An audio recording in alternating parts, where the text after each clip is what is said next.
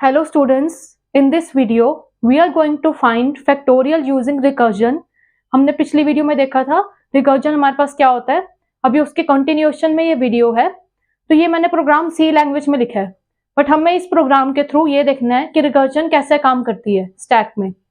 तो सबसे पहले हमारे पास, अगर आपको सी का बेसिक्स आते हैं तो आपको पता होगा कि एग्जीक्यूशन हमेशा मेन फंक्शन से स्टार्ट होती है। तो हमारे पास इंट मेन फंक्शन से हमारे पास एग्जीक्यूशन स्टार्ट होगी। यहाँ पे हमने क्या लिया, कोई भी एक वेरिएबल ले लिया n, एक हमने वेरिएबल स्पेस ले ली n। अब हम यूजर को क्या कह रहे हैं कि एंटर करो पॉजिटिव इंटीजर। यूजर कुछ भी पॉजिटिव इंटीजर को एंटर करेगा।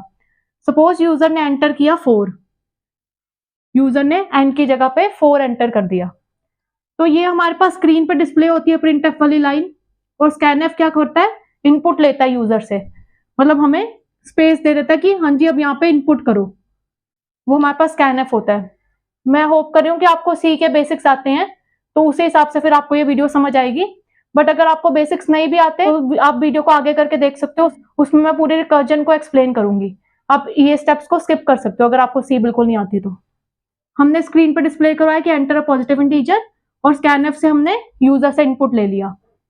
अब हमारे पास क्या हो रहा है, हम दोबारा से स्क्रीन पे प्रिंट करवा रहे हैं फैक्टोरियल ऑफ परसेंटाइल डी।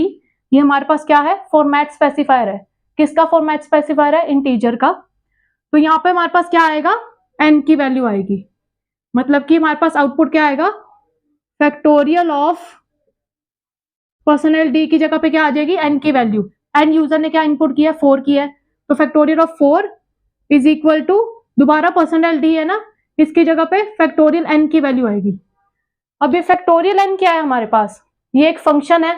जब हमारे पास ब्रैकेट लगे होते हैं साथ में वो फंक्शन होता है ना, तो यहाँ पे इस स्टेप में हमारे पास क्या हो रहा है, फंक्शन कॉलिंग हो रही है। मतलब कि ये बोल रहा है जहां पे भी फैक्टोरियल n फंक्शन है वहां पे चले जाओ। तो अब ये हमारे पास, हम ढूंढेंगे हमारे पास फैक्टोरियल n फंक्शन का है, वो यहाँ पे है। तो इस स्टेप में हमने सीधा हम यहाँ पहुंच गए। अब हमारे पास क्या हो रहा है, ये फंक्शन कॉलिंग है, ये फंक्शन डेफिनेशन है। तो यहाँ पे हमारे पास फंक्शन डेफिनेशन में क्या हो रहा है, फैक्ट इंट n की क्या वैल्यू है, 4 गई है ना यहाँ पे। तो अब हम यहाँ पे स्टैक के थ्रू देखेंगे कि रिकर्जन कैसे काम करता है स्टैक में। तो जिसको सी नहीं आती वो यहाँ वीडियो देख सकते हैं। यहाँ पे अब मैं आपको एक्सप्लेन करूंगी कि रिकर्जन कैसे काम करता है। तो हमारे पास यहाँ पे पहले क्या आया, n में 4 चला गया ना, तो क्या 4 जो सा वो ग्रेटर देन इक्वल टू 1 है, क्या ये कंडीशन ट्रू है, हाँ जी ये कंडीशन तो ट्रू है। तो हमारे पास हम इफ के अंदर चले जाएंगे। इफ के अंदर क्या कर रहे हैं, ये बोल रहा है रिटर्न कर दो n multiply by factorial n minus 1। अब आप देखो हमारे पास यहाँ पे फंक्शन का नाम भी फैक्ट है, और वो खुद को ही यहाँ पे कॉल कर रहा है, फैक्ट को ही, मतलब फंक्शन का नाम भी सेम है और वो खुद को ही अपने अंदर ही कॉल कर रहा है। इसको हम रिकर्जन बोलते हैं। तो ये रिकर्जन हो रही है हमारे पास कि फैक्ट फंक्शन ने खुद को ही कॉल किया। अब इसको आसानी से समझने के लिए हम यहाँ पे साइड पे स्टैक बनाया हमने। रिकर्जन हमारे पास स्टैक में होती है ना, मैंने आपको पिछली वीडियो में बताया था। तो ये हमारे पास स्टैक पे काम करेगी। हमारे पास जब भी कोई फंक्शन कॉल होगा उसका एक हमारे पास अलग ब्लॉक बन जाएगा। यहाँ पे हमारे पास सबसे पहले कौन सा फंक्शन कॉल हुआ था, मेन हुआ था ना, तो हमारे पास ये मेन का एक ब्लॉक बन गया। सबसे पहले हमारे पास कौन सा फंक्शन था, मेन था ना, तो हमारे पास मेन का एक ब्लॉक बन गया। अब मेन में हमारे पास क्या है, n की हमने 4 वैल्यू ली थी, तो n में हमारे पास 4 चला गया। तो जितनी बार भी फंक्शन आएगा उतने उतने ब्लॉक बनते जाएंगे। तो ये मेन का तो चलो n में 4 चला गया। अब उसके बाद हमारे पास फैक्ट का बना था एक फंक्शन, हमने यहाँ पे कॉल किया, तो ये हमारे पास फैक्ट का बनेगा। फैक्ट में भी हमारे पास अभी क्या गया है, 4 ही गया है, क्योंकि यहाँ से हमने 4 वैल्यू ही पास की है।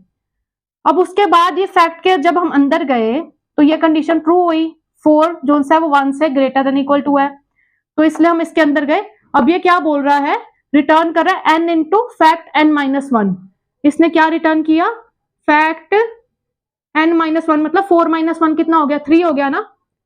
तो इसने यहाँ पे हमारे पास n की वैल्यू क्या थी, 4 थी, बट इसने अब 3 कर दी, n माइनस 1 को पास किया ना। तो यहाँ पे हमारे पास दोबारा से फंक्शन कॉल हुई है। ये देखो पहले तो फैक्ट हम इसके अंदर गए, वो ये बन गया, फिर जब हम दोबारा गए दोबारा से फंक्शन यहाँ पे कॉल हो रहा है ना, तो अब ये जो उनका फंक्शन दोबारा कॉल हो रहा है इसका एक अलग ब्लॉक बनेगा। ये हमारे पास बन गया फैक्ट 3 वाला, अलग ब्लॉक बन गया इसका। अब जब हमने देखा फैक्ट 4 - 1 मतलब 3 है, तो दोबारा से फंक्शन कॉल हुआ है ना, तो दोबारा से हमारे पास एक ब्लॉक बनेगा। हमने दोबारा से ही बोला कि जहां पे भी फैक्ट है वहां पे चले जाओ। फैक्ट कहां पे है, यहीं पे है, दोबारा से स्टार्टिंग पे पहुंच गया ये। इसका मतलब है ये खुद को कॉल कर रहा है, ये बोल रहा है जहां पे भी इस फंक्शन की स्टार्टिंग है वहां पे पहुंच जाओ। तो हम इसके फंक्शन की स्टार्टिंग पे पहुंच गए, तो मतलब दोबारा से फंक्शन कॉल हुआ है, तो उसका हमारे पास एक अलग ब्लॉक बनेगा। तो ये हमारे पास अलग ब्लॉक बन गया। और इस बार हमारे पास n की जगह पे क्या गया है, n-1 गया है। मतलब पहले 4 था, 4 - 1 क्या हो गया, 3 हो गया। अब हमने यहाँ पे 3 वैल्यू को पास किया, वो यहाँ पे चला गया, n में स्टोर हो गई 3 वैल्यू। तो अब हमारे पास n में क्या चली गई, 3 वैल्यू चली गई। अब 3 वैल्यू चलेगी, क्या 3 जो है वो ग्रेटर देन इक्वल टू 1 है, हाँ जी ये भी ट्रू है। तो अब ये क्या बोल रहा है, रिटर्न n इंटू फैक्ट -1। अब ये क्या बोल रहा है, रिटर्न करो 3 इंटू फैक्ट -1। -1 मतलब 3 में से 1 गए 2। यहां पे क्या था, n इंटू फैक्ट n-1 मतलब कि 4 इंटू फैक्ट 3। यहां पे हमने n नहीं लिखा था। तो अब ये दोबारा से फंक्शन कॉल हुआ है ना, दोबारा से फैक्ट n-1 पे गए, पर इस बार अब n की वैल्यू क्या हो गई है, 2 हो गई है। अब इसने बोला कि n-1 मतलब 2 को यहाँ पे पास करो। तो क्या अब दोबारा से हमारे पास फैक्ट 2 कॉल हुआ है, क्या 2 जो सा वो 1 से बड़ा है, हाँ जी। तो अब दोबारा से हम रिटर्न क्या कर रहे हैं, अब n में हमारे पास 2 वैल्यू गई है, तो रिटर्न क्या कर रहे हैं, 2 मल्टीप्लाई बाय फैक्ट 2 - 1 कितना हो गया, 1।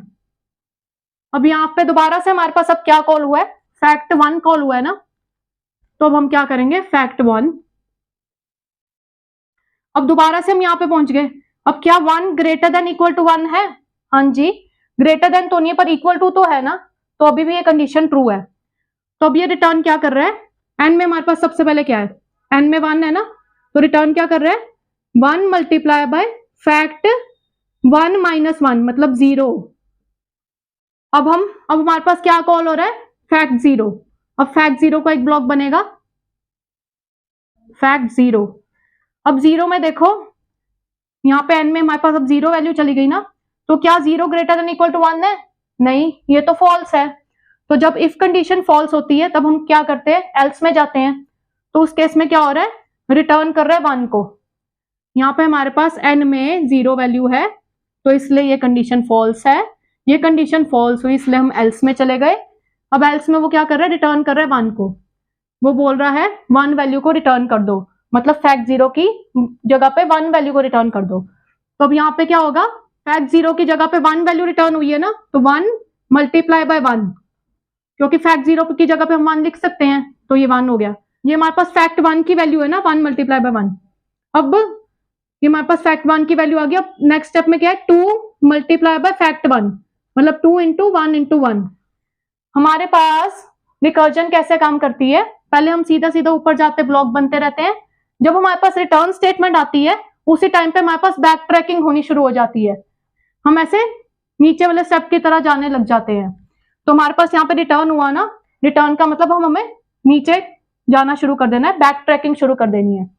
तो हमारे पास पहले हमें पता है रिटर्न 1 हुआ, किसकी जगह पे, फैक्ट 0 की जगह पे रिटर्न 1 हुआ। तो मतलब कि फैक्ट 0 की वैल्यू क्या है, 1 है। तो हमारे पास 1 इंटू 1, फैक्ट 0 की जगह पे हम 1 लिख सकते हैं ना, क्योंकि 1 है यहाँ पे हमें पता चला। तो 1 इंटू 1 हो गया।